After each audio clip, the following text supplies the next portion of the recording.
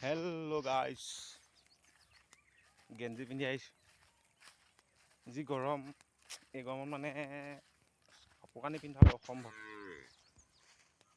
সেইকাৰণে গেঞ্জিটোকে পিন্ধি আছোঁ। এতিয়া পিছে বেলিটো পৰিলে বাৰু, কিন্তু মানে মোৰ গৰমটো এটা নাই গা পায়, সেইটো কাৰণে গেঞ্জিকে পিন্ধি আহিছোঁ।